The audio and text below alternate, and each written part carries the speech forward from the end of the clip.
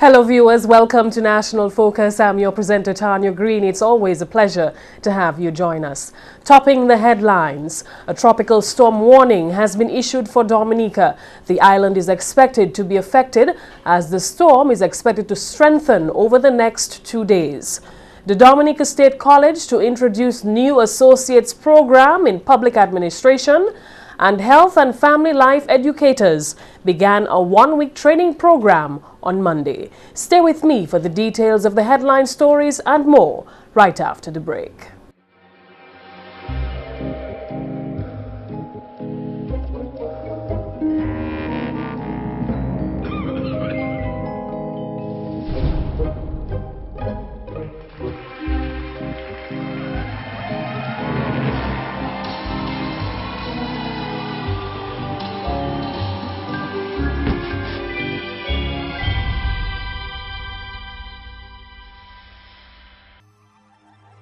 The facts as they are, brought to you every day, only on GIS Channel 7.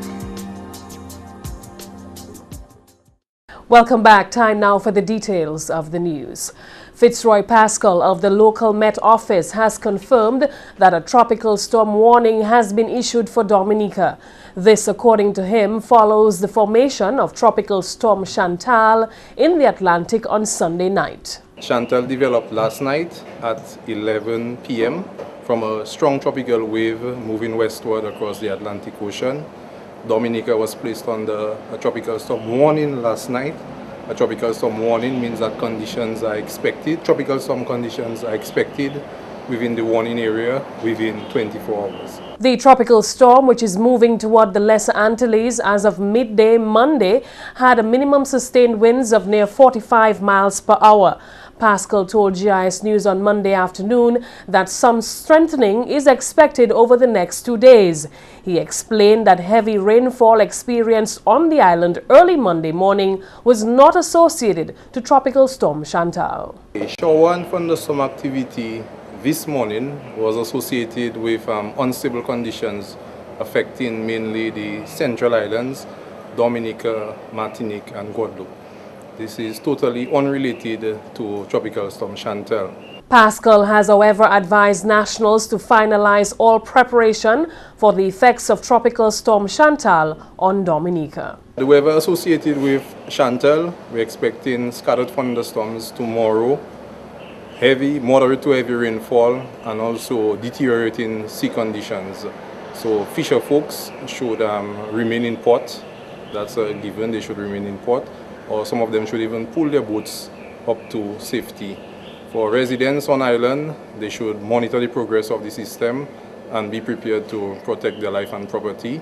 And those living in floodplain areas for flash flooding should exercise extreme caution for flash floods, and drivers, motorists for falling rocks and landslides or mudslides.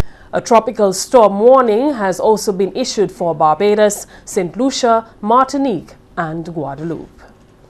In other news, officials of the Division of Culture in collaboration with the National Cultural Council launched a program of activities on Monday to observe this year's emancipation celebrations.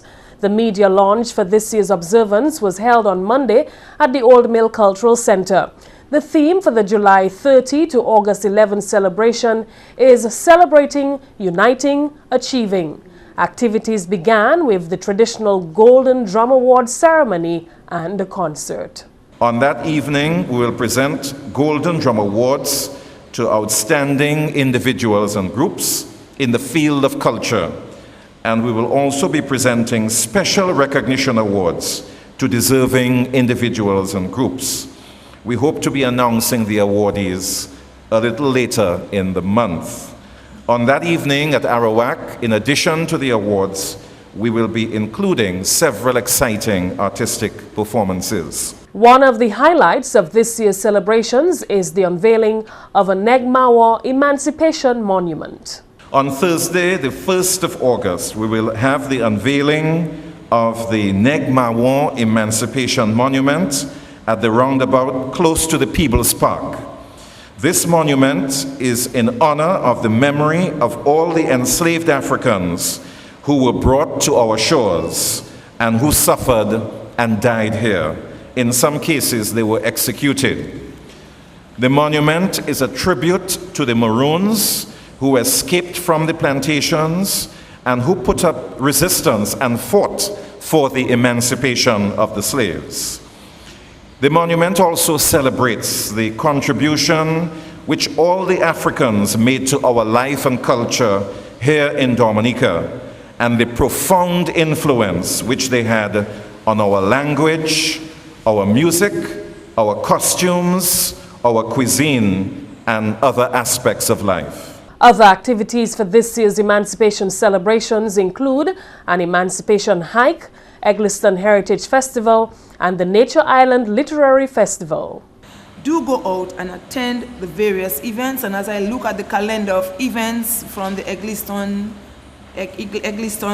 committee, I think it is a very interesting program of activity that I think I want to encourage as many persons and all the other festivals, the literary arts, and so I want to encourage Dominicans to really turn out and support, and that is one way of we remaining focused and remaining attached to what our cultural heritage in Dominica has to offer.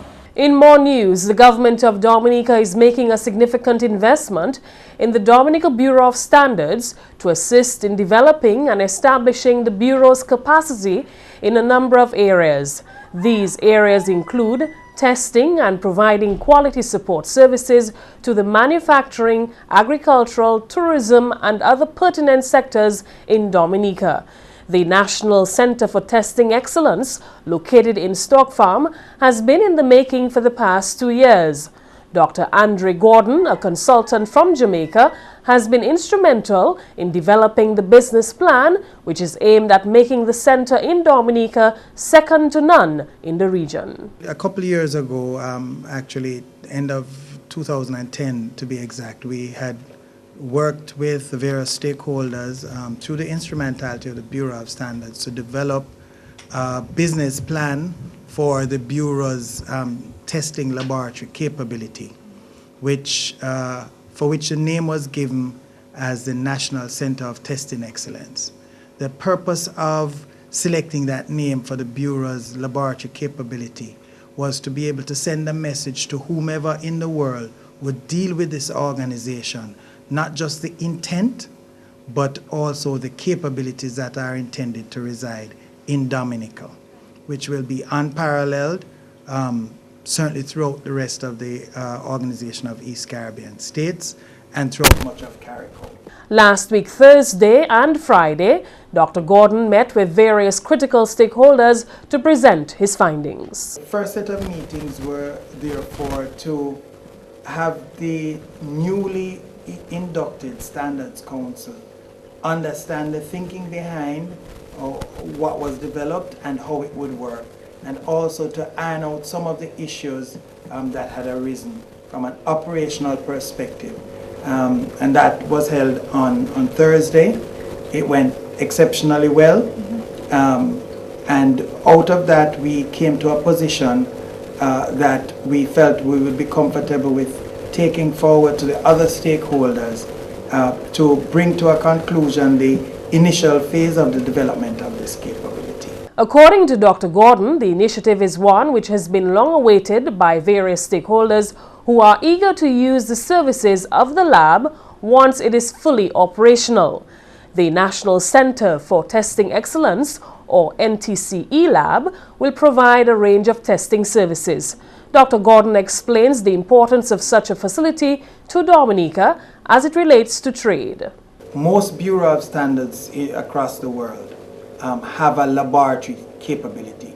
In fact, because of recent changes such as the coming into being now of the reciprocity element of the Economic Partnership Agreement, which is virtually here, and also requirements for trade in a range of other items, the importation of petroleum products, the exportation of a range of items, including minerals, fresh produce, range of food items, chemicals, and so on. The Bureau of Standards ought to be able to, on behalf of the government of Jamaica, of Dominica, issue certification or documentation to support the fact that what is being exported or imported meets the standards. In order to do that, the Bureau needs to have a technical capability that can do the analyses that are required. The Jamaican consultant is confident that the lab, once fully functional, will display the best capabilities in the region and will speak well for Dominica. He also spoke highly of the Dominican Bureau of Standards. He says, unlike many other such institutions, this bureau has been able to partially fund this own initiative. A significant percentage, people are not aware of this, of the Bureau's budget comes from its own efforts, its own earnings. Yes, the government of Dominica, of the Commonwealth of Dominica, is a major and significant funder. But a lot of the developments, a lot of the services offered by the Bureau, unlike any other bureau elsewhere, let me tell you, unlike any other bureau elsewhere, and I'm involved with most of them, have been garnered through the efforts of the stellar staff and the leadership of the bureau that have put this in place. And I'm not saying this lightly, because most other bureaus are 100% funded by the government or funded by taxes. This bureau earns a lot of the income that it has, even to do things like paid staff, to buy a lot of the reagents and equipment that it has bought. So it already is operating in a mode that will give it an advantage when this facility is fully up and running.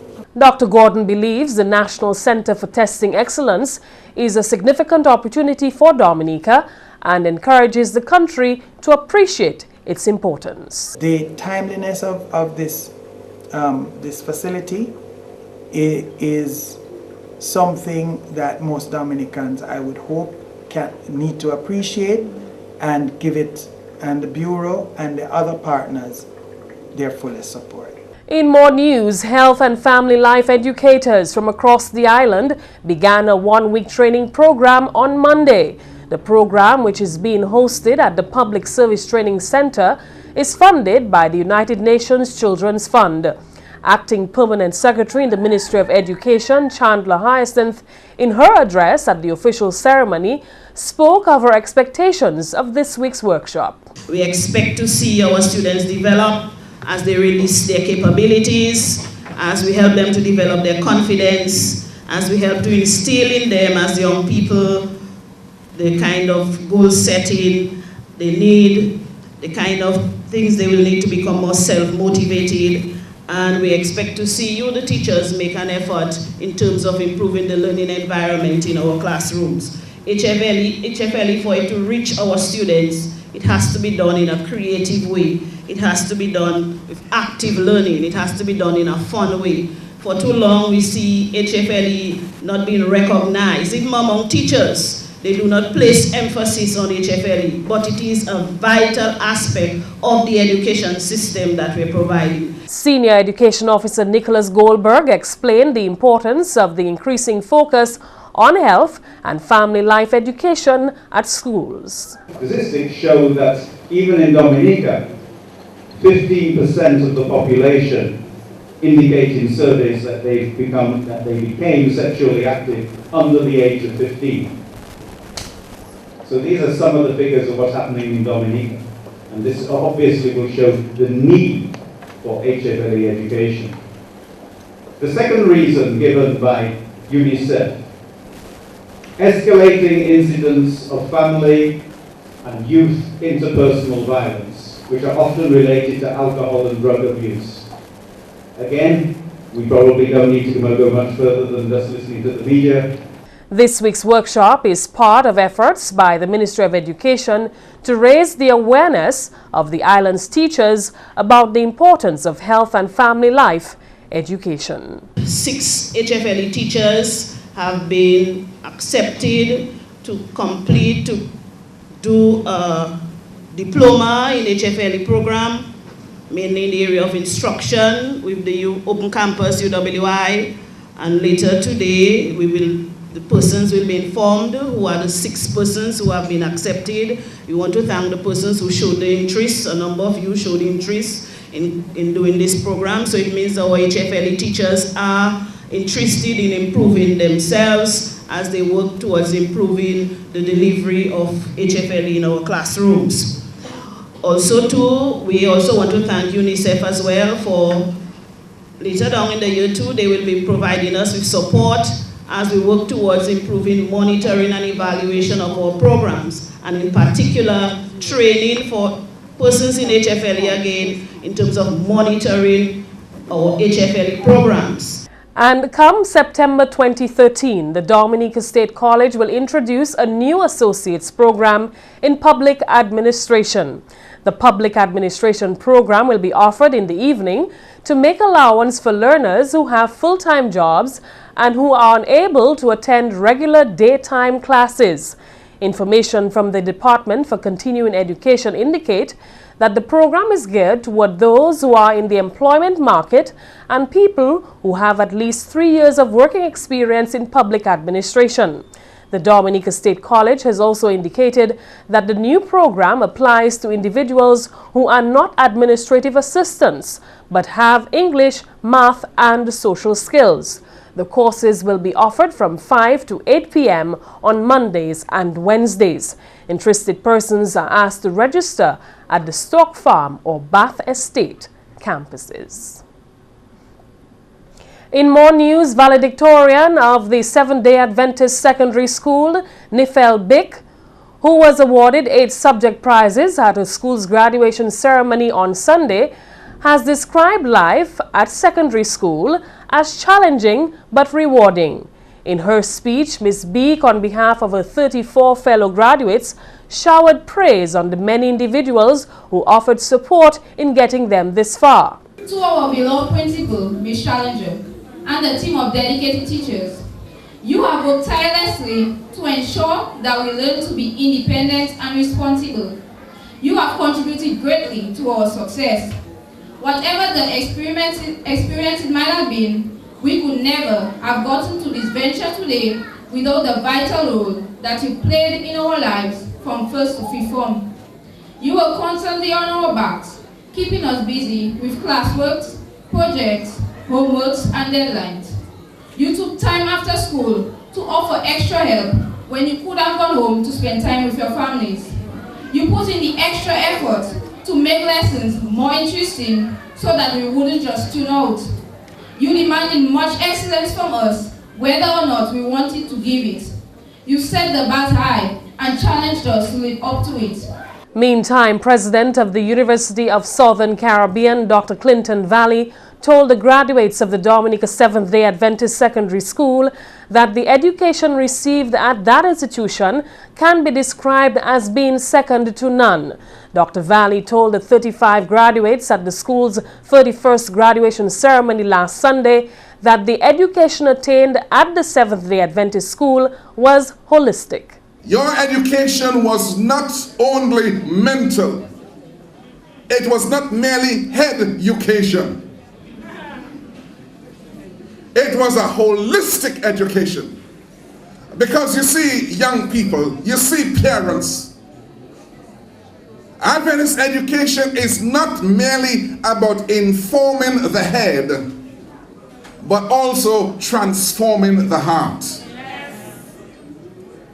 It is of no value to simply educate the head, to fill the mind of the students with facts and figures, if we do not do the more important work of transforming the heart, transforming the life. Because what profit is it if they're filled with facts and figures and yet they don't know themselves? They don't know right from wrong. They are not able to be productive members of society. They do not understand the joy of service. I'm saying these are important elements in Seventh-day Adventist education. Dr. Valley challenged the graduates to be winners. He encouraged them to have faith in themselves and in the gifts given to them by God. Winners soar to excellence. Losers live in the lowlands of life. Winners see opportunities. Losers see only problems. Winners are willing to take risk. Losers constantly live in fear. Young people, I'm challenging you to be winners today. Win for Jesus Christ. Believe in yourself and in your God-given abilities. School Principal Carlotta Challenger also encouraged the graduates to move on with a sense of purpose with Jesus Christ at the center of their lives. Today I said to you, class of 2013, move on. Move on with dignity. Move on with a sense of purpose. As you move on, surround yourself with people who see and nurture your gifts and exert you to be better than you already are. I challenge you to let Christ be first in your life. You will always fail if you are not assigned by God. Receive constructive criticism and decide to grow from it. Strange, but true. There is nothing wrong with failure. You can fail, but do not be a failure. Pastor David Beckles also wished the graduates well on their continued road of success. It is my prayer that as you graduate this evening, God will bless you with success, even as you move on to further your education at the tertiary level, or to get involved in skills training activities relating to your career development.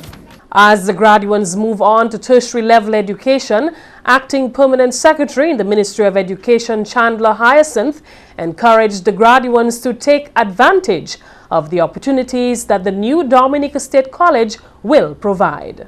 With the construction of the new Dominica State College, you are guaranteed the opportunity to advance your learning in a modern environment built for success.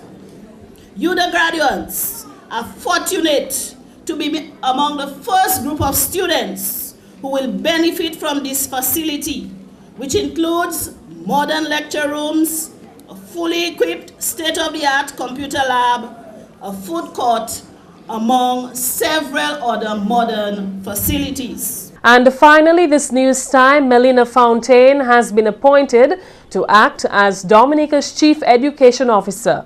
Her appointment took effect on Friday, July 5th, 2013. Acting Permanent Secretary in the Ministry of Education and Human Resource Development, Chandler Hyacinth, made the announcement last Friday.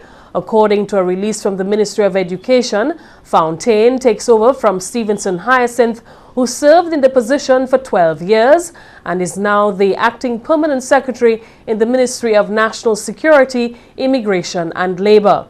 Ms. Melina Fontaine served previously as Coordinator, Special Education and Focal Point for the Child Friendly School Initiative. She holds a Bachelor in Education degree from the University of the West Indies and a Master in Education degree from the University of Massachusetts. She is currently a PhD candidate with the University of Massachusetts. And that's the English segment of the news. Let's now join McPherson St. Luce for the Creole highlights. Allô tout le monde, bienvenue à cette nouvelle en Creole. Non, moi, c'est McPherson St. Luce. Premièrement, l'Office Météo Dominique échoué ça ou un storm warning pour la Dominique. Monsieur Marshall Alexander, c'est officier département météo de la Dominique. Un tropical storm warning, c'est là nous garder qui mauvais temps qui vient qui associé un tropical storm. Et puis ça dit mauvais temps là nous expectons pour venir dans 26 hours. OK. Actuellement à 11h bon matin là nous regardons que système là 700 miles hot Dominique. Et puis nous avons regardé qui cyclone ça qui a approché Dominique par bonnet demain. Et puis nous avons regardé comme si il mène autant la pluie, l'orage, éclair, vent, mauvais vent. Ça c'est vent hors 45 miles per hour ici. Et puis aussi nous avons mauvais expérience mauvais la mer. OK? So, nous avons avisé nous avons dit tout le monde à Dominique pour toute précaution pour sauver la vie et puis En notre nouvelle organisation PARO conduit un workshop jeudi pour formulation un stratégique plan pour le ministre de la Santé Dominique pour l'année 2014-2019 et puis ça fait l'argent pour financer. Plusieurs officiers du département de santé attendent des workshops un jour là qui prend place en hôtel Fortune en Roseau. Madame Helen Royer, c'est le permanent secrétaire ministre de la Santé Dominique. Il y a aussi parler puis nous quand biannual work plan ça sont plan yo kani là yo ka ba nous différents milestones pour ministère la joindre et puis yo ka ba nous l'argent pour nous ça implémenter ces activités ça là ça.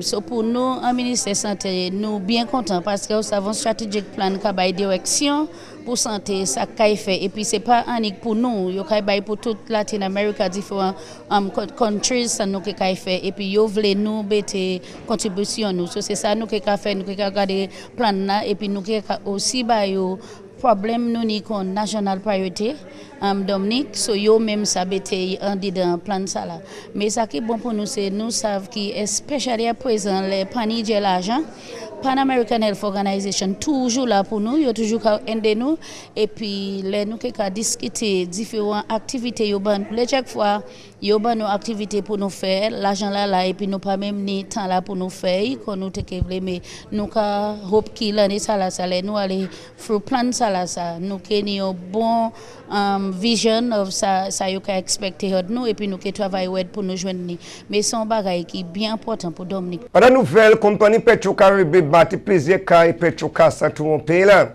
Parole ça là sorti le manager la place compagnie ça là monsieur Ian Pinard qu'on compagnie la te tient journée appréciation customer ayo semaine passée. Petro-Caribbean a fait 50 c'est 50. Nous avons fait 50 cas Petro-Casa tout le Dominique. Nous avons fait un Guambé, nous avons fait un Chance Postmo, nous avons fait un Stock Farm, Lily Valley Trafalgar et puis Castle Bruce.